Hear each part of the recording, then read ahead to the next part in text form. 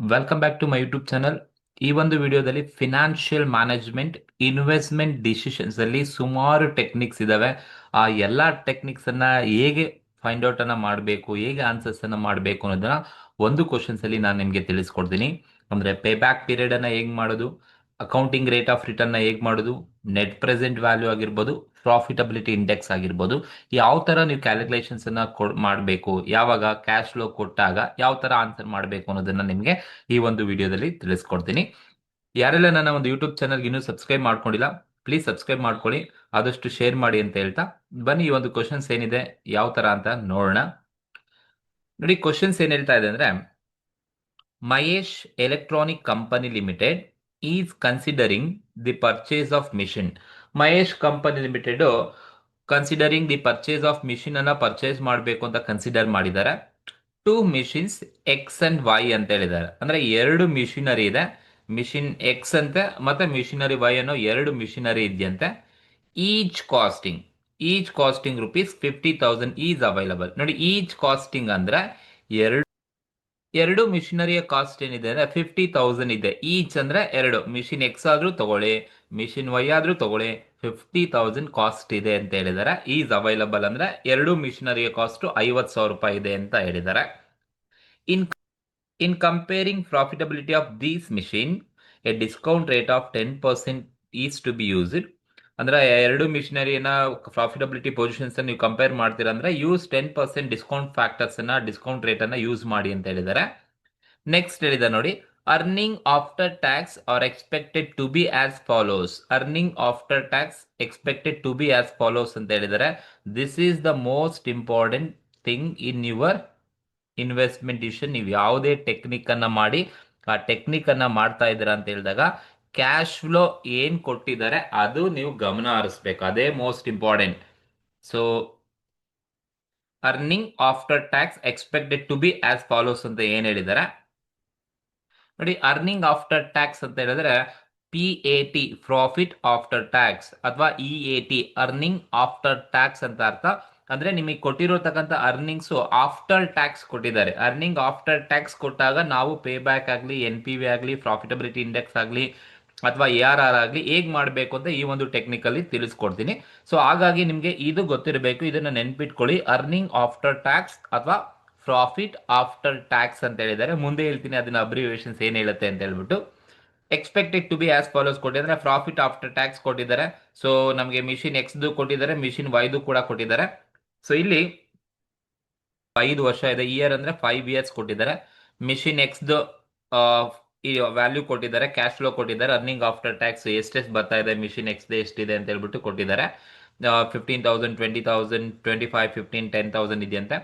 Machine Y ಬಂದು 5,000, 15,000, 20,000, 30,000, 20,000, 5 ವರ್ಷನು X and Y ಎರಡೂ ಕೊಟ್ಟಿದ್ದಾರೆ ಕ್ಯಾಶ್ ಫ್ಲೋ. ಸೊ ಎಷ್ಟಿದೆಯಪ್ಪ ಅಂತ ಹೇಳ್ಬಿಟ್ಟು ಅವರೇ ಹೇಳ್ಬಿಟ್ಟಿದ್ದಾರೆ earning after tax. Then the following are the present value factor. ನೋಡಿ, present value factor is also called as a discount factor ಅಂತ ಕರಿತೀವಿ, ಡಿಸ್ಕೌಂಟ್ ರೇಟ್ ಅಥವಾ PV ರೇಟ್ ಅಂತ ಕರಿತೀವಿ. ಆ ಒಂದು ಪ್ರೆಸೆಂಟ್ ವ್ಯಾಲ್ಯೂ ಫ್ಯಾಕ್ಟರ್ಸ್ ಕ್ವಶನ್ಸ್ ಅಲ್ಲೇ 99% ಅವರೇ ಕೊಟ್ಟಿರ್ತಾರೆ. ಈ PV ಫ್ಯಾಕ್ಟರ್ ಕೊಡೋದು ಏನಕ್ಕೆ ಕ್ಯಾಲ್ಕುಲೇಷನ್ಸ್ ಅನ್ನ ಮಾಡ್ಲಿಕ್ಕೆ ಅಂದ್ರೆ, ಒಂದು NPV, ಇನ್ನೊಂದು ಪ್ರಾಫಿಟಬಿಲಿಟಿ ಇಂಡೆಕ್ಸ್ ಅನ್ನ ಕ್ಯಾಲ್ಕುಲೇಷನ್ಸ್ ಅನ್ನ ಮಾಡ್ಲಿಕ್ಕೆ ನಿಮಗೆ ಪ್ರೆಸೆಂಟ್ ವ್ಯಾಲ್ಯೂ ಫ್ಯಾಕ್ಟರ್ಸ್ ಅನ್ನ ಅವರೇ ಕೊಟ್ಟಿರ್ತಾರೆ. ಹಾಗಾಗಿ 10% ಡಿಸ್ಕೌಂಟ್ ಫ್ಯಾಕ್ಟರ್ ನಿಮ್ಗೆ ಇಲ್ಲಿ ಹೇಳಿರ್ತಾರೆ ನೋಡಿ, ಡಿಸ್ಕೌಂಟ್ ರೇಟ್ ಎಷ್ಟು ಪರ್ಸೆಂಟ್ ಅನ್ನ ಯೂಸ್ ಮಾಡ್ತೀನಿ ಅಂತ ಹೇಳಿರ್ತಾರಲ್ವಾ, ಅಷ್ಟು ಪರ್ಸೆಂಟೇ PV ಫ್ಯಾಕ್ಟರ್ ಕೊಡಬೇಕು. ಡಿಸ್ಕೌಂಟ್ ರೇಟ್ ಎಷ್ಟು ಪರ್ಸೆಂಟ್ ಅಂತ ಹೇಳಿರ್ತಾನೆ ಅಷ್ಟು ಪರ್ಸೆಂಟ್ PV ಫ್ಯಾಕ್ಟರ್ ಕೊಟ್ಟಿರ್ತಾರೆ. 5 ವರ್ಷದ PV ಫ್ಯಾಕ್ಟರ್ ಅವರೇ ಕೊಟ್ಟಿದ್ದಾರೆ. 5 ವರ್ಷ ಇದೆ ನೋಡಿ, ಡಿಸ್ಕೌಂಟ್ ಫ್ಯಾಕ್ಟರ್ ಅಥವಾ ಪ್ರೆಸೆಂಟ್ ವ್ಯಾಲ್ಯೂ ಫ್ಯಾಕ್ಟರ್ ಅಂತ ಹೇಳಿದ್ದಾರೆ. ಸೊ 10%ಗೆ present value factor are also called as discount factor, ಎರಡು ಒಂದೇ. ಸೊ ಬೆಟರ್ ನಿಮಗೆ present value factor, present value factor are discount factors ಅಂತ ಕರಿತೀವಿ. ಪ್ರೆಸೆಂಟ್ ವ್ಯಾಲ್ಯೂ ಫ್ಯಾಕ್ಟರ್ 10% ಅವರೇ ಕೊಟ್ಟಿದ್ದಾರೆ. ಸೊ 5 ವರ್ಷದ ಕೊಟ್ಟಿದ್ದಾರೆ. ಫಸ್ಟ್ ಇಯರ್ 909 ಇದೆ, 0.826, 0.71, 0.683, 0.621 ಅವರೇ ಕೊಟ್ಟಿದ್ದಾರೆ. 99.9% ಅವರೇ PV ಫ್ಯಾಕ್ಟರ್ ಅಥವಾ ಡಿಸ್ಕೌಂಟ್ ಫ್ಯಾಕ್ಟರ್ ಅಂತ ಕೊಟ್ಟಿರ್ತಾರೆ. ನಮ್ಗೆ ಹೇಳಿದ್ದಾರೆ ಇವ್ಯಾಲ್ಯುವೇಟ್ ದಿ ಪ್ರಪೋಸಲ್ ನ ಇವ್ಯಾಲ್ಯುವೇಟ್ ಮಾಡಿ. ಒಂದು, ಪೇ ಬ್ಯಾಕ್ ಪೀರಿಯಡ್ ಅನ್ನು ಯೂಸ್ ಮಾಡಿ. ಎರಡನೇದು, accounting rate of return use ಮಾಡಿ. ಮೂರನೇದು, NPV. ನೋಡಿ, ಪೇ ಬ್ಯಾಕ್ ಪೀರಿಯಡ್ ಅಂದ್ರೆ ನಾವು ನಿಮಗೆ ಗೊತ್ತಿರಬೇಕು, ಶಾರ್ಟ್ ಫಾರ್ಮ್ ಕೂಡ. This is pay back period, PBP ಅಂತ ಕರಿತೀವಿ. ಅಕೌಂಟಿಂಗ್ ರೇಟ್ ಆಫ್ ರಿಟರ್ನ್ ನಾವು ARR, accounting rate of return, average rate of return, return on investment ಎಲ್ಲ ಒಂದೇ, ಮೂರು ಕೂಡ ARR ಅಂತ ಕರಿತೀವಿ. And third one NPV, net present value ಅಂತ ಕರಿತೀವಿ. ಅಂಡ್ ನಮಗೆ ಪ್ರಾಫಿಟಬಿಲಿಟಿ ಇಂಡೆಕ್ಸ್ ಕೊಟ್ಟಿಲ್ಲ, ಬಟ್ ನಿಮಗೆ ತೋರಿಸಿರ್ತೀನಿ ಪ್ರಾಫಿಟಬಿಲಿಟಿ ಇಂಡೆಕ್ಸ್ ಕೂಡ ಕ್ಯಾಲ್ಕುಲೇಷನ್ಸ್ ಅನ್ನ ಮಾಡೋದನ್ನ ಇದೇ ಪ್ರಾಬ್ಲಮ್ಗೆ ತೋರಿಸಿರ್ತೀನಿ. ಸೊ ಇದು ಓವರ್ ಆಲ್ ಕ್ವಶನ್ಸ್ ಇರೋದು. ಕ್ವಶನ್ಸ್ ಅಲ್ಲಿ ನಿಮಗೆ ಮೋಸ್ಟ್ ಇಂಪಾರ್ಟೆಂಟ್ ಏನಪ್ಪಾ ಅಂದ್ರೆ ಈ 3 ಪಾಯಿಂಟ್ ಅನ್ನ ನೆನಪಲ್ಲಿ ಇಟ್ಕೊಳ್ಳಿ. ಕ್ವಶನ್ ಅಲ್ಲಿ ಕಾಸ್ಟ್ ಕೊಟ್ಟಿದಾರಾ ಅಂತ ನೋಡ್ಕೊಳ್ಳಿ. ನೋಡಿ, ಒರಿಜಿನಲ್ ಕಾಸ್ಟ್, ಈಚ್ ಕಾಸ್ಟಿಂಗ್ 50,000 ಅಂದ್ರೆ ಒರಿಜಿನಲ್ ಕಾಸ್ಟ್ ಅಥವಾ ಒರಿಜಿನಲ್ ಇನ್ವೆಸ್ಟ್ಮೆಂಟ್ ಅಂತ ಕರಿತೀವಿ. Original cost or original investment ಅದು. ಮತ್ತೆ ನಿಮಗೆ ಇಲ್ಲಿ ಅಮೌಂಟ್ ಕೊಟ್ಟಿರ್ತಾರಪ್ಪ, ಎಕ್ಸ್ ಮತ್ತೆ ವೈ ಅಥವಾ ಏನೋ ಕೊಡ್ಲಿ, ಅಮೌಂಟ್ ಕೊಟ್ಟಿರ್ತಾರಲ್ಲ ಅದು ಕ್ಯಾಶ್ ಇನ್ ಫ್ಲೋ ಅಂತ ಕರಿತೀವಿ. ಕ್ಯಾಶ್ ಇನ್ ಫ್ಲೋ ಯಾವ ತರ ಕ್ಯಾಶ್ ಇನ್ ಫ್ಲೋ ಕೊಟ್ಟಿದ್ದಾರೆ ಅಂತ ಹೇಳಿದ್ರೆ, ನೋಡಿ ಅರ್ನಿಂಗ್ ಆಫ್ಟರ್ ಟ್ಯಾಕ್ಸ್ ಇದೆ.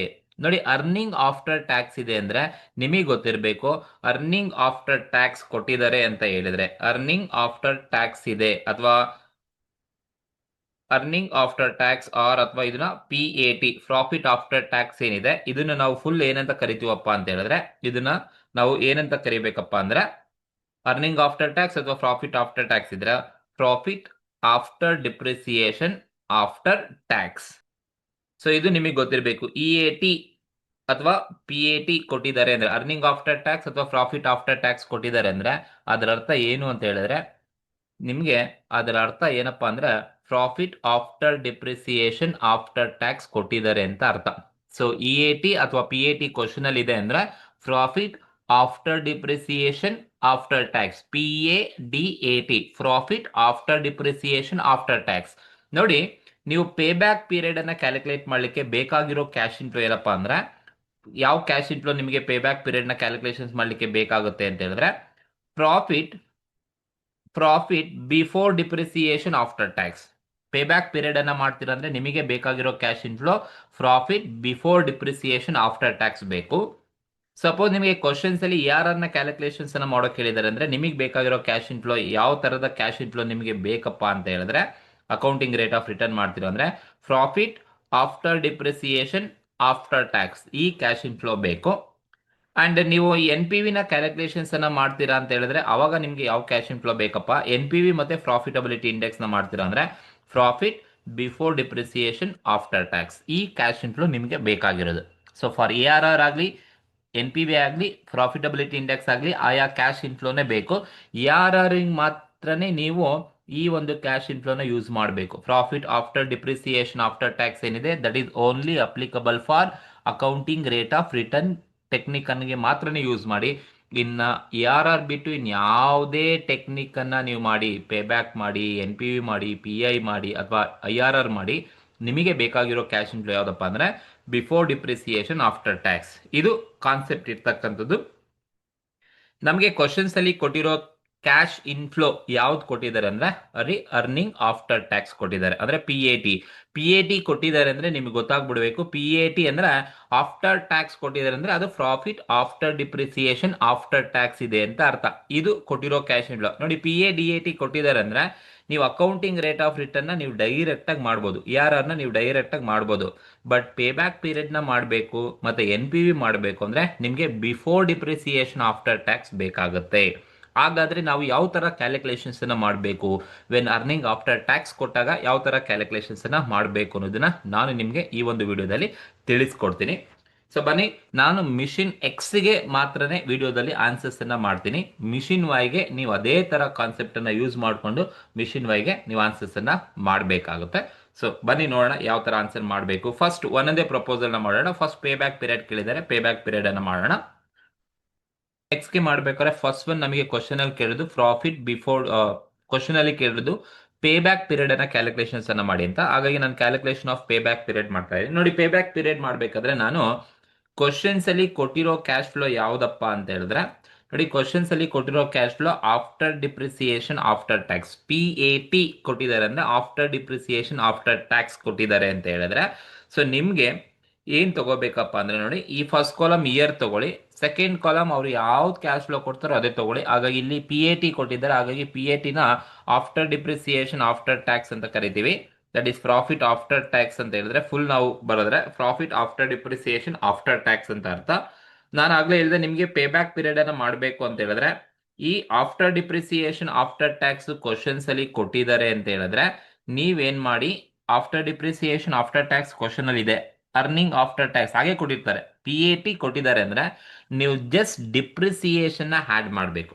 ಡಿಪ್ರಿಸಿಯೇಷನ್ ಆಡ್ ಮಾಡಿದ್ರೆ ಈಗ ಆಫ್ಟರ್ ಡಿಪ್ರಿಸಿಯೇಷನ್ ಆಫ್ಟರ್ ಟ್ಯಾಕ್ಸ್ ಇದ್ದಿದ್ದು ಡಿಪ್ರಿಸಿಯೇಷನ್ ಆಡ್ ಮಾಡಿದ್ರೆ ಆಫ್ಟರ್ ಡಿಪ್ರಿಸಿಯೇಷನ್ ಇದ್ದಿದ್ದು ಏನಾಗುತ್ತೆ ಅಂದ್ರೆ ಬಿಫೋರ್ ಡಿಪ್ರಿಸಿಯೇಷನ್ ಆಗುತ್ತೆ. ಹಾಗಾಗಿ profit after depreciation after tax ಕೊಟ್ಟಿದ್ದಾರೆ ಅಂದ್ರೆ ನೀವು ಬರೀ ಡಿಪ್ರಿಸಿಯೇಷನ್ ಆಡ್ ಮಾಡಿದ್ರೆ ಸಾಕು, ನಿಮ್ಗೆ ಬಿಫೋರ್ ಡಿಪ್ರಿಸಿಯೇಷನ್ ಆಫ್ಟರ್ ಟ್ಯಾಕ್ಸ್ ಸಿಗುತ್ತೆ. ಅದು ಸಿಕ್ಕಾದ್ಮೇಲೆ ನಿಮ್ಗೆ ಪೇ ಬ್ಯಾಕ್ ಕೇಳಿದಾರ, NPV ಕೇಳಿದಾರ, PI ಕೇಳಿದಾರ, ಅದನ್ನ ಮಾಡ್ಬೋದು. ಹಾಗಾಗಿ ನಿಮ್ಗೆ ಆಫ್ಟರ್ ಡಿಪ್ರಿಸಿಯೇಷನ್ ಆಫ್ಟರ್ ಟ್ಯಾಕ್ಸ್ ಕೊಟ್ಟಿದ್ರೆ ನೀವು ಬಿಫೋರ್ ಡಿಪ್ರಿಸಿಯೇಷನ್ ಆಫ್ಟರ್ ಟ್ಯಾಕ್ಸ್ ಮಾಡಬೇಕು ಅಂದ್ರೆ ಜಸ್ಟ್ ನೀವು ಡಿಪ್ರಿಸಿಯೇಷನ್ಸ್ ನ ಆಡ್ ಮಾಡ್ಬೇಕಷ್ಟೇ. ಹಾಗಾಗಿ ನಾನು ಕ್ವಶನ್ಸ್ ಅಲ್ಲಿ 5 ವರ್ಷ ಕೊಟ್ಟಿದ್ದಾರೆ, ನಾನು ಫಸ್ಟ್ ಪೇ ಬ್ಯಾಕ್ ಪೀರಿಯಡ್ ಮಾಡ್ತಾ ಇದ್ದೀನಿ, 5 ವರ್ಷಕ್ಕೂ ಮಾಡಬೇಕು. 1 2 3 4 5 5 ವರ್ಷ ಕೊಟ್ಟಿದ್ದಾರೆ. ಆಫ್ಟರ್ ಡಿಪ್ರಿಸಿಯೇಷನ್ ಆಫ್ಟರ್ ಟ್ಯಾಕ್ಸ್ ಅವರೇ ಕ್ವಶನ್ಸ್ ಅಲ್ಲಿ ಕೊಟ್ಟಿದ್ದಾರೆ. 5 ವರ್ಷನೂ ಕೂಡ ಫಸ್ಟ್ ಇಯರ್ 15,000 ಇದೆ, ಸೆಕೆಂಡ್ ಇಯರ್ 20 ಇದೆ, 25 ಥರ್ಡ್ ಇಯರ್ ಇದೆ, 15 ಇದೆ ಅಂಡ್ 10,000 ಕೊಟ್ಟಿದ್ದಾರೆ 5 ವರ್ಷನೂ ಕೂಡ after depreciation after tax machine ಎಕ್ಸ್ಗೆ. ಸೊ ಹಾಗಾಗಿ ನಾನು 5 ವರ್ಷನೂ ಕೂಡ 15,000 20,000 25,000 15,000 10,000 ತಗೊಂಡಿದ್ದೇನೆ. ಈಗ ಆಫ್ಟರ್ ಡಿಪ್ರಿಸಿಯೇಷನ್ ಆಫ್ಟರ್ ಟ್ಯಾಕ್ಸ್ಗೆ ನಾನು ಡಿಪ್ರಿಸಿಯೇಷನ್ ಆಡ್ ಮಾಡಬೇಕು. ಡಿಪ್ರಿಸಿಯೇಷನ್ ಆಡ್ ಮಾಡಬೇಕು ಅಂದ್ರೆ ಕ್ವಶನ್ಸ್ ಅಲ್ಲಿ ಎಲ್ಲಾದ್ರೂ ಡಿಪ್ರಿಸಿಯೇಷನ್ ಬಗ್ಗೆ ಏನಾದ್ರೂ ಹೇಳಿದಾರಾ ನೋಡಿ? ಕ್ವಶನ್ಸ್ ಅಲ್ಲಿ ಎಲ್ಲಾದ್ರೂ ಡಿಪ್ರಿಸಿಯೇಷನ್ ಬಗ್ಗೆ ಇದೆಯಾ? ಇಲ್ಲ. ನೋಡಿ, ಯಾವಾಗ ಕ್ವಶನ್ ಅಲ್ಲಿ ಡಿಪ್ರಿಸಿಯೇಷನ್ ಬಗ್ಗೆ ಏನು ಕೊಟ್ಟಿಲ್ಲ ಅಂದ್ರೆ ನೀವು ಡಿಪ್ರಿಸಿಯೇಷನ್ಸ್ ಅನ್ನ ನೀವೇ ಕ್ಯಾಲ್ಕುಲೇಷನ್ಸ್ ಅನ್ನ ಮಾಡಬೇಕು. ಈ ಫಾರ್ಮುಲಾನ ಯಾವಾಗ್ಲೂ ನೆನಪಲ್ಲಿ ಇಟ್ಕೊಂಡಿರಿ. ಈ ಚಾಪ್ಟರ್ ಡಿಪ್ರಿಸಿಯೇಷನ್ ಕೊಟ್ಟಿಲ್ಲ ಅಂದ್ರೆ ಸ್ಟ್ರೈಟ್ ಲೈನ್ ಮೆಥಡ್ ಅಲ್ಲೇ ಮಾಡಬೇಕು, ಅಥವಾ ಒರಿಜಿನಲ್ ಕಾಸ್ಟ್ ಮೆಥಡ್ ಅಂತ ಕರಿತೀವಿ, SLM ಅಥವಾ ಒರಿಜಿನಲ್ ಕಾಸ್ಟ್ ಮೆಥಡ್ ಅಂತ ಕರಿತೀವಿ, ಅದರಲ್ಲೇ ನೀವು ಮಾಡಬೇಕು. ಸೊ ಕ್ಯಾಲ್ಕುಲೇಷನ್ ಆಫ್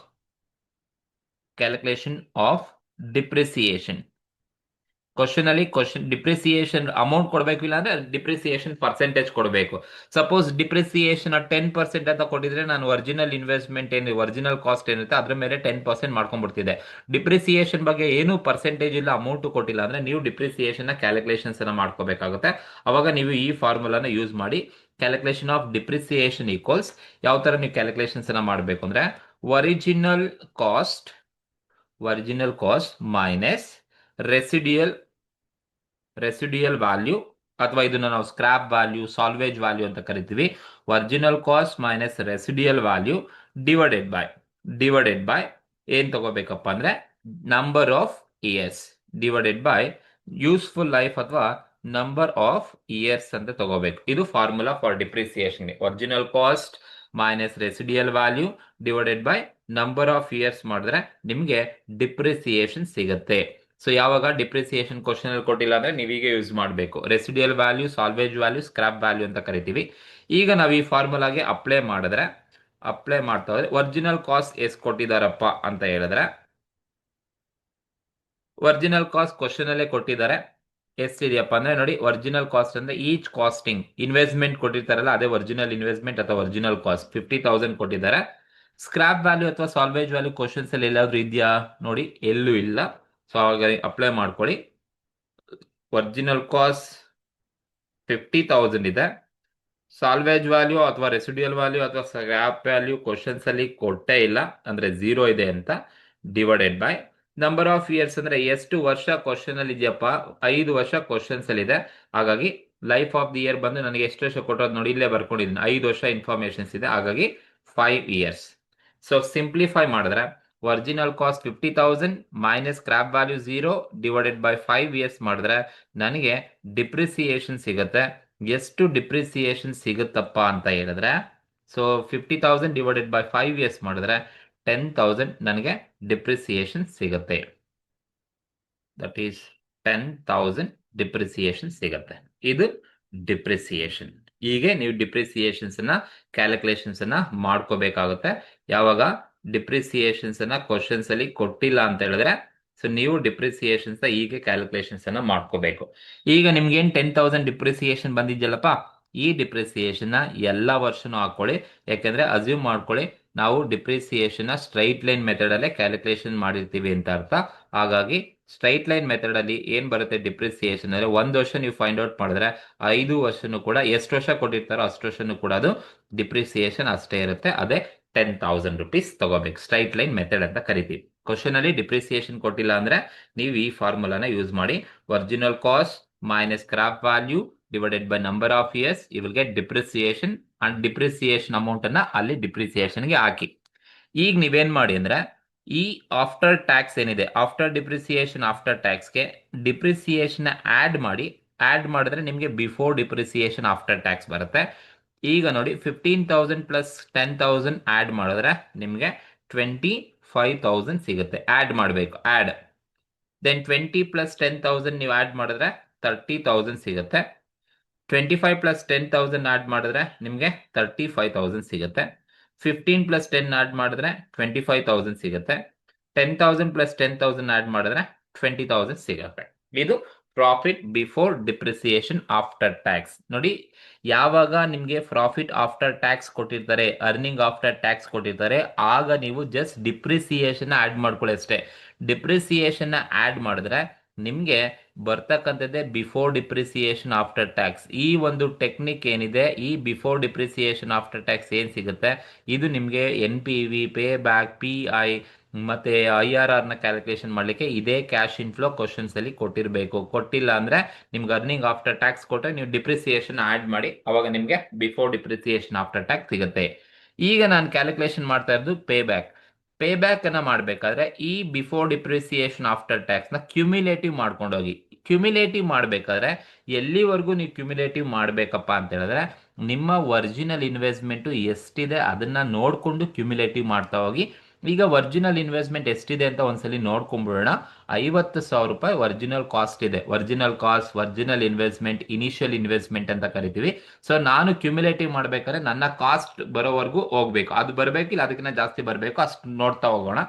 ಸೊ ಈಗ ಕ್ಯುಮ್ಯುಲೇಟಿವ್ ಮಾಡೋದು ನಿಮಗೆ ಗೊತ್ತಿರುತ್ತೆ ಅನ್ಕೊಳ್ತೀನಿ. ಸಿಂಪಲ್ ನೋಡಿ, ಫಸ್ಟ್ ಇಯರ್ ಏನಿದೆ ಅದನ್ನ ಫಸ್ಟ್ ಇಯರ್ ಫಸ್ಟ್ ತಗೊಂಬಿಡಿ. 25,000 ಇದೆ, ಇದು ಫಸ್ಟ್ ಇಯರ್ 25,000. ಈ ಫಸ್ಟ್ ಇಯರ್ 25,000ಗೆ ನೀವು ಸೆಕೆಂಡ್ ಇಯರ್ ಅಲ್ಲಿ ಇರೋದು 30,000 ಆಡ್ ಮಾಡಬೇಕು. ಈಗ 25,000ಗೆ 30,000 ಆಡ್ ಮಾಡಿದ್ರೆ ಎಷ್ಟು ಬರುತ್ತಪ್ಪ?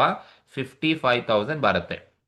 ಸೆಕೆಂಡ್ ಇಯರ್ ಆಡ್ ಮಾಡಬೇಕು. ಇಲ್ಲಿ ಬ್ರಾಕೆಟ್ ಅಲ್ಲಿ ತೋರಿಸಿದ್ದೀನಿ. ಫಸ್ಟ್ ಇಯರ್ 25,000 ಇದೆ, ದಟ್ ಇಸ್ 25,000. ಈ 25,000 ಸೆಕೆಂಡ್ ಇಯರ್ದು 30K ಆಡ್ ಮಾಡಬೇಕು. 30K ನೀವು ಆಡ್ ಮಾಡಿದ್ರೆ ನಿಮಗೆ 55,000 ಸಿಗುತ್ತೆ. ಕ್ಯುಮ್ಯುಲೇಟಿವ್ ಮಾಡ್ಬೇಕಾದ್ರೆ ಹಂಗೆ ಫಸ್ಟ್ ಇಯರ್ದು ತಗೊಂಡಾದ್ಮೇಲೆ ಸೆಕೆಂಡ್ ಇಯರ್ ಆಡ್ ಮಾಡಬೇಕು. ನೆಕ್ಸ್ಟ್ ಈ ಸೆಕೆಂಡ್ ಇಯರ್ ಆದ್ಮೇಲೆ ಥರ್ಡ್ ಇಯರ್ ಆಡ್ ಮಾಡಬೇಕು. ಥರ್ಡ್ ಇಯರ್ ಆದ್ಮೇಲೆ ಫೋರ್ತ್ ಇಯರ್ ಆಡ್ ಮಾಡ್ಕೊಂಡು ಹೋಗ್ತಾ ಇರಬೇಕಾಗುತ್ತೆ. ಆಗ ನಿಮಗೆ ಕ್ಯುಮ್ಯುಲೇಟಿವ್ ಸಿಗ್ತಾ ಹೋಗುತ್ತೆ. ಸೊ ಈಗ ನೋಡಿ, ಕ್ಯುಮ್ಯುಲೇಟಿವ್ ಮಾಡಿದಾಗ ನನಗೆ ಇಲ್ಲಿ ಎಷ್ಟು ಬಂತಪ್ಪ? 55,000 ಬಂತು. ಇದು 55,000 ಏನಿದೆ ನನ್ನ ಒರಿಜಿನಲ್ ಇನ್ವೆಸ್ಟ್ಮೆಂಟ್ಗಿನ್ನ ಜಾಸ್ತಿ ಬಂತು. ನನ್ನ ಒರಿಜಿನಲ್ ಇನ್ವೆಸ್ಟ್ಮೆಂಟ್ ಇರೋದು ಎಷ್ಟು? 50,000 ಮಾತ್ರನೇ ಒರಿಜಿನಲ್ ಇನ್ವೆಸ್ಟ್ಮೆಂಟ್. ಕ್ಯುಮ್ಯುಲೇಟಿವ್ ಮಾಡಿದಾಗ ನೋಡಿ, ಫಸ್ಟ್ ಇಯರ್ 25,000 ಇತ್ತು, ಸೆಕೆಂಡ್ ಇಯರ್ಗೆ 30,000 ಆಡ್ ಮಾಡಿದೆ, 55,000 ಆಯಿತು. ನನ್ನ ಒರಿಜಿನಲ್ ಇನ್ವೆಸ್ಟ್ಮೆಂಟ್ಗಿನ್ನ ಜಾಸ್ತಿ ಹೋಯ್ತು. 50,000 ಮುಂದಕ್ಕೆ ಮಾಡ್ಲಿಕ್ಕೆ ಹೋಗ್ಬೇಡಿ, ಅಲ್ಲಿಗೆ ಸ್ಟಾಪ್ ಮಾಡಿ. ಸೊ ಒರಿಜಿನಲ್ ಇನ್ವೆಸ್ಟ್ಮೆಂಟ್ ಎಷ್ಟಿದೆಯೋ ಅಷ್ಟು ಬರಬೇಕು, ಇಲ್ಲ ಅದಕ್ಕಿಂತ ಜಾಸ್ತಿ ಬಂದ್ರೆ ಅಲ್ಲೇ ಸ್ಟಾಪ್ ಮಾಡಿ. ಸೊ ಈಗ ನೀವು ಪೇ ಬ್ಯಾಕ್ ಪೀರಿಯಡ್ ಅನ್ನ ಮಾಡಬೇಕು. ಸೊ ಪೇ ಬ್ಯಾಕ್ ಪೀರಿಯಡ್ ಅನ್ನ ಈಗ ನೀವು ಕ್ಯಾಲ್ಕುಲೇಷನ್ಸ್ ಅನ್ನ ಮಾಡ್ತೀರಾ ಅಂತ ಹೇಳಿದ್ರೆ, ಪೇ ಬ್ಯಾಕ್ ಪೀರಿಯಡ್ ಈಕ್ವಲ್ಸ್ ಯಾವ ತರ ನೋಡಿ. ನಿಮ್ಮ ಒರಿಜಿನಲ್ ಇನ್ವೆಸ್ಟ್ಮೆಂಟ್ಗಿನ್ನ ಜಾಸ್ತಿ ಹೋಗಿರೋ ವರ್ಷ ಯಾವುದು? ಎರಡನೇ ವರ್ಷ. ಎರಡನೇ ವರ್ಷ 55,000 ಬಂದಿದೆ ಅಂದ್ರೆ ನನ್ನ ಒರಿಜಿನಲ್ ಇನ್ವೆಸ್ಟ್ಮೆಂಟ್ಗಿನ್ನ ಜಾಸ್ತಿ ಹೋಗಿದೆ. ಸೊ ಯಾವಾಗ ನಿಮ್ಮ ಒರಿಜಿನಲ್ ಇನ್ವೆಸ್ಟ್ಮೆಂಟ್ಗಿನ್ನ ಜಾಸ್ತಿ ಹೋಗುತ್ತೆ ಅಲ್ಲಿಗೆ ಸ್ಟಾಪ್ ಮಾಡಿ. ಅದರ ಹಿಂದಿನ ವರ್ಷ ತಗೋಬೇಕು. ಅದರ ಹಿಂದಿನ ವರ್ಷ ಅಂದ್ರೆ ಯಾವುದು? First year. ಫಸ್ಟ್ ಇಯರ್ ತಗೋಬೇಕು, ಅಮೌಂಟ್ ತಗೋಬೇಡಿ. ಹಿಂದಿನ ವರ್ಷ ಅಂತ ಹೇಳಿದ್ರೆ ಫಸ್ಟ್ ಇಯರ್ ತಗೋಬೇಕು. First year plus first year ಅಂತ ಹೇಳಿದ್ರೆ ಫಸ್ಟ್ ಇಯರ್ ನನಗೆ ಆಲ್ರೆಡಿ 25,000 ಬಂದ್ಬಿಟ್ಟಿದೆ. ಫಸ್ಟ್ ಇಯರ್ ನನಗೆ ಆಲ್ರೆಡಿ 25,000 ಬಂದಿದೆ, ಹಾಗಾಗಿ ನಾನು ಫಸ್ಟ್ ಇಯರ್ ಅಂತ ಬರ್ಕೊಂಡಿದ್ದೀನಿ. 25,000 ಬಂದಿದೆ. ಸೆಕೆಂಡ್ ಇಯರ್ ನನಗೆ ಬಂದಿರೋ ಅಮೌಂಟ್ ಎಷ್ಟು? 30,000 ಬಂದಿದೆ, ಸರಿನಾ? ಬಟ್ ನೋಡಿ, ನಿಮಗೆ ಫಸ್ಟ್ ಇಯರ್ 25,000 ಬಂದಿದೆ. ಸೆಕೆಂಡ್ ಇಯರ್ ಎಷ್ಟು ಅಮೌಂಟ್ ಬಂದಿದ್ರೆ ನಿಮಗೆ 50,000 ಆಗ್ತಿತ್ತು, 50,000 ಆಗ್ತಾ ಇತ್ತು. ಎಷ್ಟು ಬಂದಿದ್ರೆ? 25,000 ಬಂದಿದ್ರೆ 50,000 ಆಗ್ತಿತ್ತು. ಬಟ್ ಬಂದಿರೋದು 30,000, ಹಾಗಾಗಿ 55,000 ಆಗಿದೆ. ಸೊ ನೀವು ಪೇ ಬ್ಯಾಕ್ ಪೀರಿಯಡ್ ಅನ್ನ ಯಾವುದೇ ಪ್ರಾಬ್ಲಮ್ ಅಲ್ಲಿ ಮಾಡ್ಕೊಳ್ಳಿ. ಸೊ ನಿಮ್ಮ ಒರಿಜಿನಲ್ ಕಾಸ್ಟ್ಗಿನ್ನ ಜಾಸ್ತಿ ಹೋದ್ರೆ ಅಲ್ಲಿಗೆ ಸ್ಟಾಪ್ ಮಾಡಿ. ಅದರ ಹಿಂದಿನ ವರ್ಷ ತಗೋಬೇಕು, ಹಾಗಾಗಿ ಹಿಂದಿನ ವರ್ಷ ಫಸ್ಟ್ ಇಯರ್ ಅಂತ ಬರ್ಕೊಂಡೆ. ಫಸ್ಟ್ ಇಯರ್ ಹಿಂದಿನ ವರ್ಷ ಫಸ್ಟ್ ಇಯರ್ ಅಂತ ಬರ್ಕೊಂಡೆ. ಹಿಂದಿನ ವರ್ಷ ಎಷ್ಟು ಬಂದಿರೋದು? 25 ಬಂದಿದೆ. ಸೆಕೆಂಡ್ ಇಯರ್ ನೀವು ಕಂಪೇರ್ ಮಾಡಿ, ಇಲ್ಲಿಂದ ಇಲ್ಲಿಗೆ ಎಷ್ಟು ಅಮೌಂಟ್ ಬಂದಿದ್ರೆ 50,000 ರೂಪಾಯಿ ಆಗ್ತಿತ್ತಪ್ಪ, 25,000 ಬಂದಿದ್ರೆ ಆಗ್ತಿದ್ದು. ಐ ಆಮ್ ಅಮೌಂಟ್ ರಿಕ್ವೈರ್ಡ್ ಇದ್ದಿದ್ದು 25,000 ಬಂದಿದ್ರೆ ಆಗ್ತಾ ಇತ್ತು. ಬಂದಿದ್ರೆ ಡಿವೈಡೆಡ್ ಬೈ ಆಕ್ಚುಲ್ ಆಗಿ ಬಂದಿರೋದೆಷ್ಟು, 30,000. ನನಗೆ ಬರಬೇಕಿದ್ದು 25,000, ಬಟ್ ಆಕ್ಚುಲ್ ಆಗಿ ಬಂದಿರೋದು 30,000 ಬಂದಿರೋದ್ರಿಂದ 25,000 ಡಿವೈಡೆಡ್ ಬೈ 30,000 ಅನ್ನ ನೀವು ಮಾಡ್ಕೋಬೇಕು. 30,000 ಮಾಡ್ಕೊಂಡ್ರೆ ನಿಮಗೆ ಪೇ ಬ್ಯಾಕ್ ಪೀರಿಯಡ್ ಸಿಗುತ್ತೆ. ಸೊ ಈಗ ನೀವು ಪೇ ಬ್ಯಾಕ್ ಪೀರಿಯಡ್ ಅನ್ನ ಕ್ಯಾಲ್ಕುಲೇಷನ್ಸ್ ಅನ್ನ ಮಾಡಿದ್ರೆ pay back period equals first year ಆಗೇ ಇರುತ್ತೆ. ದಟ್ ಈಸ್ ಫಸ್ಟ್ ಇಯರ್ ಅಂದ್ರೆ ಮೊದಲನೇ ವರ್ಷ ನನಗೆ ಆಲ್ರೆಡಿ 25 ಬಂದಿದೆ. First year plus 25,000 divided by 30,000 ಮಾಡಿದ್ರೆ ನನಗೆ 25,000 ಡಿವೈಡೆಡ್ ಬೈ 30,000 ಮಾಡಿದ್ರೆ 0.83 ಬರುತ್ತೆ. 0.83 ಸಿಗುತ್ತೆ. 0.83 ಅಂತ ಕರಿತೀವಿ. ಈಗ ನೀವು ಸಿಂಪ್ಲಿಫೈ ಮಾಡಿದ್ರೆ pay back period equals 1.83 years. 1.83 years ಅಂತ ಕರಿತೀವಿ. ಇದು ಮೊದಲನೇದು ಪೇ ಬ್ಯಾಕ್ ಪೀರಿಯಡ್ ಅನ್ನ ಕ್ಯಾಲ್ಕುಲೇಷನ್ಸ್ ಅನ್ನ ಮಾಡಿರ್ತಕ್ಕಂಥದ್ದು. ಸೊ ಯಾವಾಗ ನಿಮ್ಮ ಒರಿಜಿನಲ್ ಕಾಸ್ಟ್ಗಿನ ಜಾಸ್ತಿ ಹೋಗುತ್ತೆ ಅಲ್ಲಿಗೆ ಸ್ಟಾಪ್ ಮಾಡಿ, ಅದರ ಹಿಂದಿನ ವರ್ಷ ಫಸ್ಟ್ ಬರ್ಕೊಳ್ಳಿ. ಇಯರ್ ಫಸ್ಟ್ ಎಷ್ಟೇ ವರ್ಷ ಬರುವ ಅದು ಹಿಂದಿನ ವರ್ಷನೇ ತಗೋಬೇಕು. ಅದಾದ್ಮೇಲೆ ಹಿಂದಿನ ವರ್ಷ ಎಷ್ಟು ಬಂದಿದೆ ನೋಡ್ಕೊಳ್ಳಿ. ನೆಕ್ಸ್ಟ್ ಇಯರ್ ನನಗೆ ಎಷ್ಟು ಬರಬೇಕಿತ್ತು, ನಾನು ಒರಿಜಿನಲ್ ಕಾಸ್ಟ್ ಆಗಬೇಕು ಅಂದರೆ, ಬಟ್ ಬಂದಿರೋದು ಎಷ್ಟು ಬರಬೇಕಿತ್ತು, 25,000 ಬರಬೇಕಿತ್ತು, 50,000 ಆಗಬೇಕು ಅಂದರೆ, ಬಟ್ ಬಂದಿರೋದು ಎಷ್ಟು, 30,000 ಬಂದಿರೋದು. ಹಾಗಾಗಿ 25,000 ಡಿವೈಡೆಡ್ ಬೈ 30 ಹಾಕೊಂಡ್ರೆ ಸಿಂಪ್ಲಿಫೈ ಮಾಡಿದ್ರೆ ನನಗೆ 1.83 ಇಯರ್ಸ್ ಸಿಗುತ್ತೆ. ಇದು ಮೊದಲನೇದು ಪೇ ಬ್ಯಾಕ್ ಪೀರಿಯಡ್ ಅನ್ನ ಕ್ಯಾಲ್ಕುಲೇಷನ್ಸ್ ಅನ್ನ ಮಾಡಿರ್ತಕ್ಕಂಥದ್ದು. ದೆನ್ ಸೆಕೆಂಡ್ ಒನ್ ಬಂದು calculation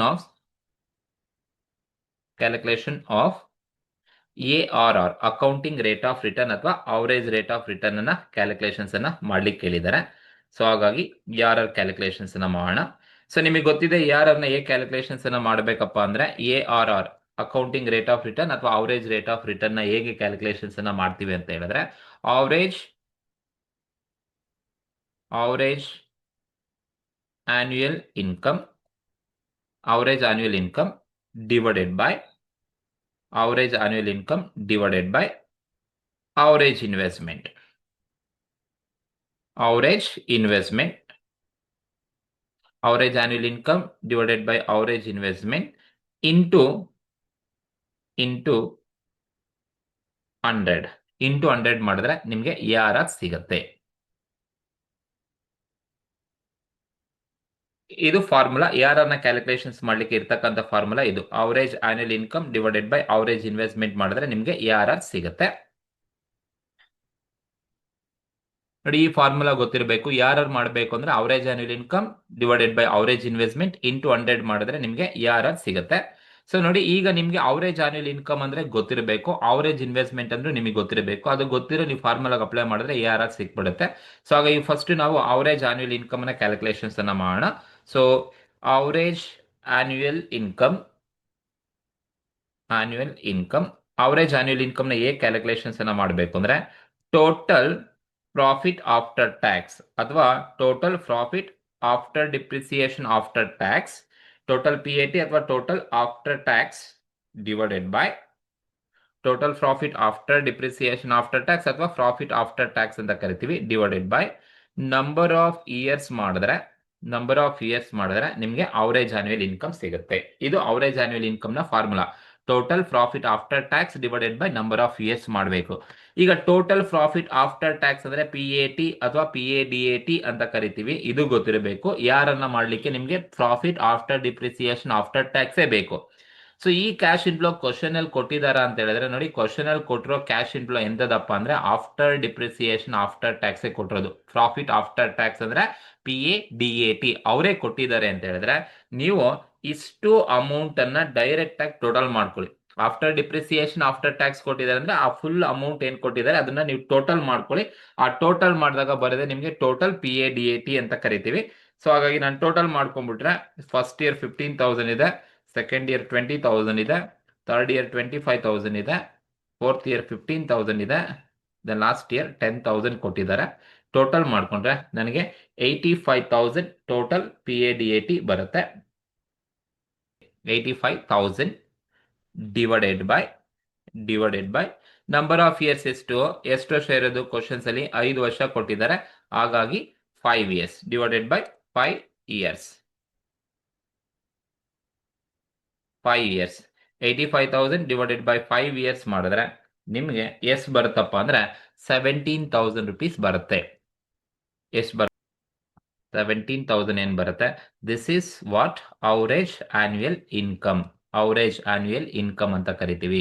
so average annual income ಅಂದ್ರೆ total profit after depreciation after tax ನ ಟೋಟಲ್ ಮಾಡ್ಕೋಬೇಕು. ಅಲ್ಲಿ ಕೊಟ್ಟಿರೋದು ಫುಲ್ ಟೋಟಲ್ ಮಾಡ್ಕೊಳ್ಳಿ. ಆ ಟೋಟಲ್ ಅಮೌಂಟ್ ನಿಮಗೆ 85,000 PADAT ಬರುತ್ತೆ.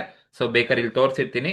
ಸೊ ಟೋಟಲ್ PADAT ಹೇಗೆ ಅಂತ ಹೇಳಿದ್ರೆ, ಟೋಟಲ್ PADAT ಹೇಗೆ ಕ್ಯಾಲ್ಕುಲೇಷನ್ಸ್ ಅನ್ನ ಮಾಡ್ಕೊಂಡೆ ಅಂತ ಹೇಳಿದ್ರೆ, ಸೊ ಅವರೇ ಕೊಟ್ಟಿದ್ದಾರೆ. ಫಸ್ಟ್ ಇಯರ್ 15,000 ಇದೆ. 15,000 plus 20,000 plus 25,000 plus 15,000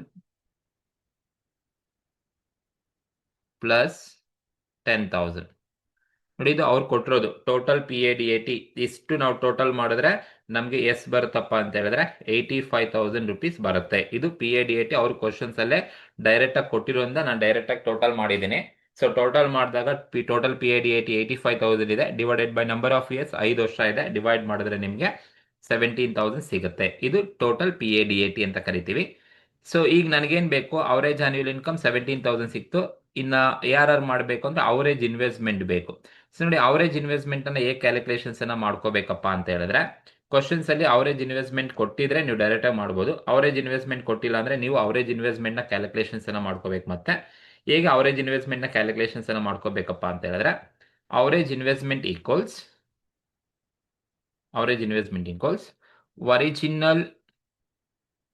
original investment minus scrap value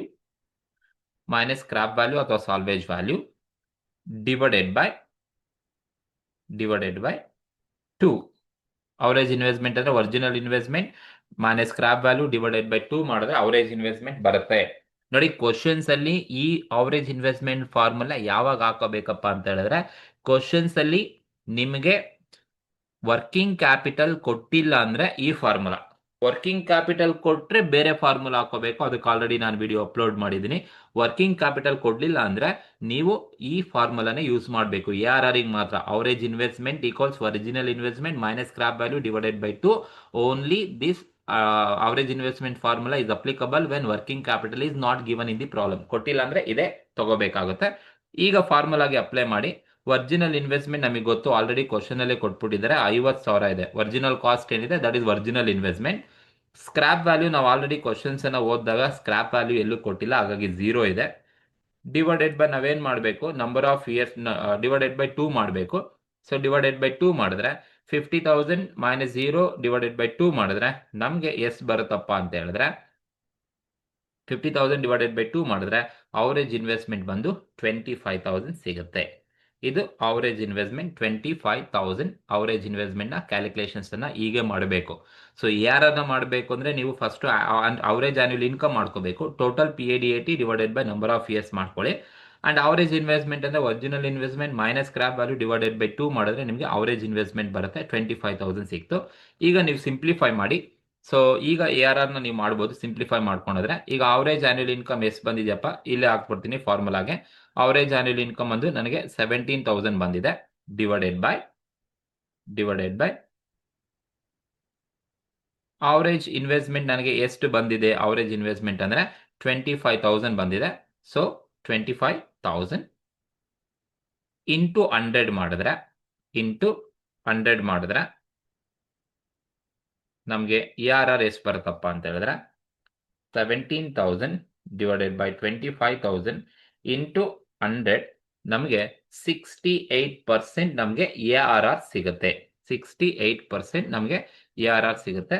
so ಹಾಗಾಗಿ ನಾನು ಮಲ್ಟಿಪ್ಲೈ ಮಾಡಿದ್ರೆ 68% ಅಲ್ಲಿ ತೋರಿಸ್ಬೇಕು. ದಿಸ್ ಈಸ್ ARR ಅಂತ ಕರಿತೀವಿ. ಫಾರ್ ಮಿಷಿನ್ ಎಕ್ಸ್ಗೆ ಇರ್ತಕ್ಕಂಥ ARR 68%. ಇದು ERR ನ ಕ್ಯಾಲ್ಕುಲೇಷನ್ಸ್ ಅನ್ನ ಮಾಡ್ಲಿಕ್ಕೆ ಇರ್ತಕ್ಕಂಥ ಎರಡನೇ technique. Average annual income divided by average investment into 100 ಮಾಡಬೇಕು. ಅವರೇಜ್ ಆನ್ಯುವಲ್ ಇನ್ಕಮ್ ನ ಫಸ್ಟ್ ನೀವು ಕ್ಯಾಲ್ಕುಲೇಷನ್ ಮಾಡಬೇಕು. ಟೋಟಲ್ PAT ಅಥವಾ PADAT ಏನ್ ಅವರೇ ಕೊಟ್ಟಿರೋದ್ರಿಂದ ಡೈರೆಕ್ಟ್ ಆಗಿ ಟೋಟಲ್ ಮಾಡ್ಕೊಂಡ್ರೆ ಟೋಟಲ್ PADAT ಸಿಗುತ್ತೆ. Divided by number of years ಮಾಡಿದ್ರೆ ಅವರೇಜ್ ಆನ್ಯುವಲ್ ಇನ್ಕಮ್ ಸಿಗುತ್ತೆ.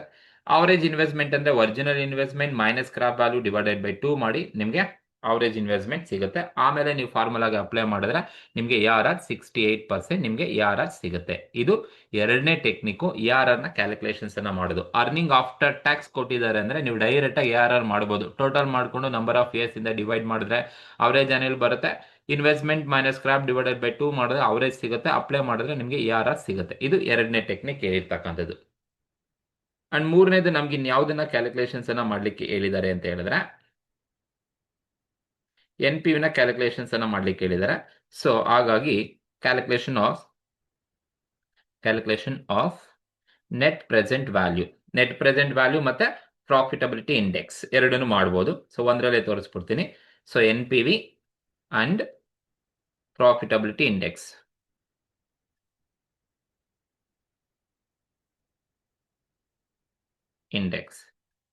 ಪ್ರಾಫಿಟಬಿಲಿಟಿ ಇಂಡೆಕ್ಸ್ ಕ್ವಶನ್ಸ್ ಅಲ್ಲಿ ಕೇಳಿಲ್ಲ, ಬಟ್ ಈ ಕ್ಯಾಲ್ಕುಲೇಷನ್ಸ್ ಅನ್ನ ತೋರಿಸ್ಬಿಡ್ತೀನಿ.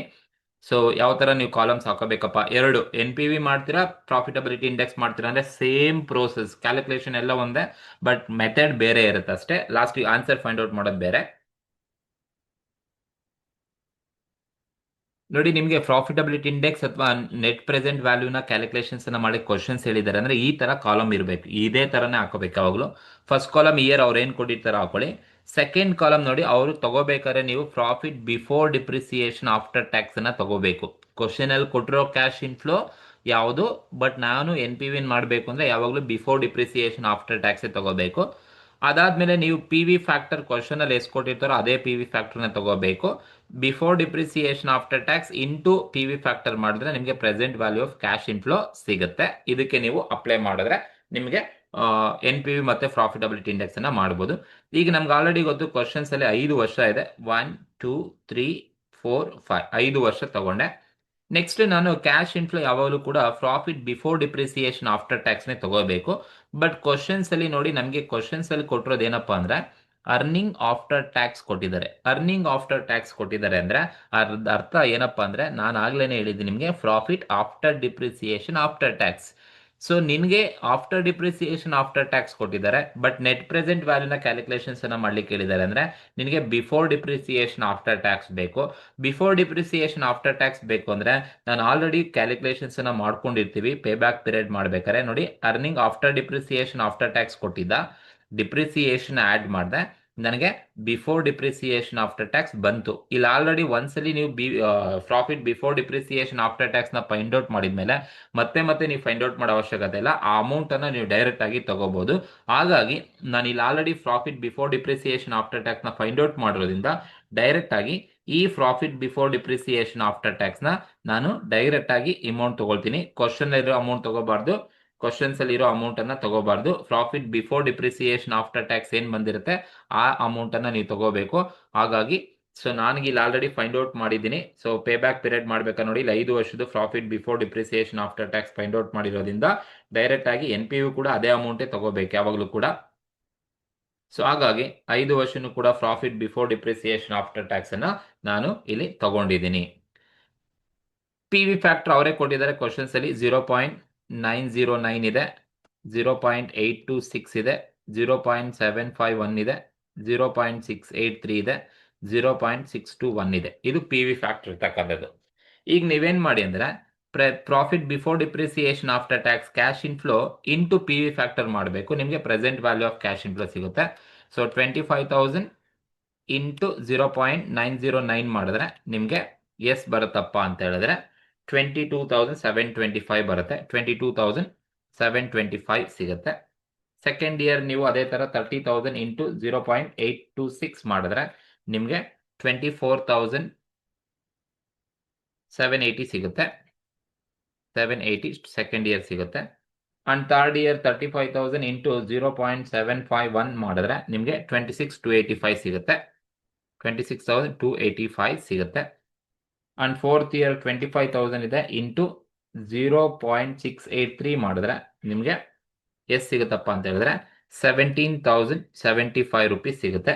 17,075.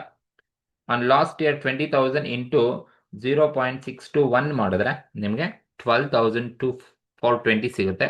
12,420 ನಿಮಗೆ ವ್ಯಾಲ್ಯೂ ಸಿಗುತ್ತೆ. ಇದು present value of cash inflow. So cash inflow ಇದು PBDAT, cash inflow into PV factor, you will get present value of cash inflow. ಈಗ ಈ ಎಲ್ಲ ಪ್ರೆಸೆಂಟ್ ವ್ಯಾಲ್ಯೂ ಆಫ್ ಕ್ಯಾಶ್ ಇನ್ಫ್ಲೋನ ನೀವು ಟೋಟಲ್ ಮಾಡಬೇಕು. ಸೊ ಹಾಗಾಗಿ ನೀವು ಟೋಟಲ್ ಮಾಡಿದ್ರೆ ನಿಮಗೆ ಸಿಗ್ತಕ್ಕಂಥದ್ದು total present value of cash inflow. Total present value of cash inflow ಎಷ್ಟು ಬರುತ್ತಪ್ಪ ಅಂದ್ರೆ ಈ ಲಾಸ್ಟ್ ಕಾಲಮ್ನ ಟೋಟಲ್ ಮಾಡ್ಕೊಳ್ಳಿ. ಅಷ್ಟು ಟೋಟಲ್ ಮಾಡಿದ್ರೆ ನಿಮ್ಗೆ ಎಷ್ಟು ಬರುತ್ತಪ್ಪ ಅಂತ ಹೇಳಿದ್ರೆ 3,285 ಸಿಗುತ್ತೆ. ಈ total present value of cash ಇನ್ಫ್ಲೋನಲ್ಲಿ ನೀವೇನನ್ನ ಲೆಸ್ ಮಾಡಬೇಕಪ್ಪ ಅಂದ್ರೆ less original investment. Original investment questions ಅಲ್ಲೇ ಕೊಟ್ಟಿದ್ದಾರೆ. ಎಷ್ಟು? 50,000 ಒರಿಜಿನಲ್ ಇನ್ವೆಸ್ಟ್ಮೆಂಟ್ ಕೊಟ್ಟಿದ್ದಾರೆ. ಒರಿಜಿನಲ್ ಕಾಸ್ಟ್, ಒರಿಜಿನಲ್ ಇನ್ವೆಸ್ಟ್ಮೆಂಟ್ ಅಂದ್ರೆ ಈ ಪ್ರೆಸೆಂಟ್ ವ್ಯಾಲ್ಯೂ ಆಫ್ ಕ್ಯಾಶ್ ಇನ್ಫ್ಲೋನಲ್ಲಿ ನೀವು ಒರಿಜಿನಲ್ ಇನ್ವೆಸ್ಟ್ಮೆಂಟ್ ಅನ್ನ ಲೆಸ್ ಮಾಡಿದ್ರೆ ನಿಮಗೆ ಬರ್ತಕ್ಕಂಥದ್ದೇ ನೆಟ್ ಪ್ರೆಸೆಂಟ್ ವ್ಯಾಲ್ಯೂ ಅಂತ ಕರಿತೀವಿ. That is NPV, net present value. 1,03,285 ಅಲ್ಲಿ 50,000 ಹೋದ್ರೆ ನನಗೆ ಬರೋದು 53,285 ರುಪೀಸ್ ಸಿಗುತ್ತೆ. ಇದು ನೆಟ್ ಪ್ರೆಸೆಂಟ್ ವ್ಯಾಲ್ಯೂ ಅಂತ ಕರಿತೀವಿ. ಈ ತರ NPV ನ ಕ್ಯಾಲ್ಕುಲೇಷನ್ಸ್ ಅನ್ನ ಮಾಡಬೇಕು. Cash inflow into PV factor ನಿಮಗೆ present value of cash inflow ಬರುತ್ತೆ. ಎಷ್ಟು ವರ್ಷ ಕೊಟ್ಟರು ಹಾಗೆ ಮಾಡ್ಕೋಬೇಕು. ಟೋಟಲ್ ಮಾಡ್ಕೊಳ್ಳಿ. Total present value of cash inflow ಬರುತ್ತೆ. ಅದರಲ್ಲಿ ಲೆಸ್ ಒರಿಜಿನಲ್ ಇನ್ವೆಸ್ಟ್ಮೆಂಟ್ ಅಥವಾ ಒರಿಜಿನಲ್ ಕಾಸ್ಟ್ ಅನ್ನ ಲೆಸ್ ಮಾಡಿದ್ರೆ ನಿಮಗೆ ನೆಟ್ ಪ್ರೆಸೆಂಟ್ ವ್ಯಾಲ್ಯೂ ಸಿಗುತ್ತೆ. ಇದು NPV ಗೆ ಇರೋದು. ಇನ್ನೊಂದು ಪ್ರಾಫಿಟಬಿಲಿಟಿ ಇಂಡೆಕ್ಸ್ ಅನ್ನು ಮಾಡಬೇಕು ಅಂದ್ರೆ same process. Calculation of profitability index. Profitability index ಕೇಳಿಲ್ಲ, ಬಟ್ ತೋರಿಸಿರ್ತೀನಿ. ಪ್ರಾಫಿಟಬಿಲಿಟಿ ಇಂಡೆಕ್ಸ್ ಅನ್ನ ಹೇಗೆ ಕ್ಯಾಲ್ಕುಲೇಷನ್ಸ್ ಅನ್ನ ಮಾಡಬೇಕಪ್ಪ ಅಂತ ಹೇಳಿದ್ರೆ, so profitability index equals formula ಏನ್ ಹೇಳುತ್ತೆ ಅಂತ ಹೇಳಿದ್ರೆ total present value of cash inflow, total present value of cash inflow divided by total present value of cash inflow divided by original investment. ನೋಡಿ, NPV ಮಾಡ್ತೀರಾ, total present value of cash inflow minus ಈ original investment ಮಾಡಿದ್ರೆ ನಿಮಗೆ NPV, minus ಮಾಡಿದ್ರೆ NPV ಬರುತ್ತೆ, divide ಮಾಡಿದ್ರೆ profitability index ಸಿಗುತ್ತೆ. So apply ಮಾಡಿ ಫಾರ್ಮುಲಾಗೆ. Total present value of cash inflow ಬಂದು ಎಷ್ಟಿದೆಯಪ್ಪ ಅಂತ ಹೇಳಿದ್ರೆ 1,03,285 ಕೊಟ್ಟಿದ್ದಾರೆ. ಡಿವೈಡೆಡ್ ಬೈ ಒರಿಜಿನಲ್ ಇನ್ವೆಸ್ಟ್ಮೆಂಟ್ ಎಷ್ಟಿದೆ? 50,000 ಒರಿಜಿನಲ್ ಇನ್ವೆಸ್ಟ್ಮೆಂಟ್ ಇದೆ. So divided by 50,000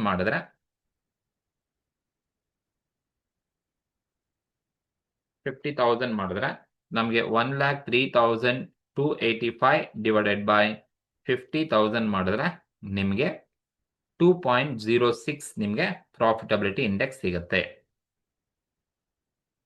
so equals 2.0657 ನಿಮಗೆ ಪ್ರಾಫಿಟಬಿಲಿಟಿ ಇಂಡೆಕ್ಸ್ ಸಿಗುತ್ತೆ. ಇದು ಪ್ರಾಫಿಟಬಿಲಿಟಿ ಇಂಡೆಕ್ಸ್ ಅಂತ ಕರಿತೀವಿ.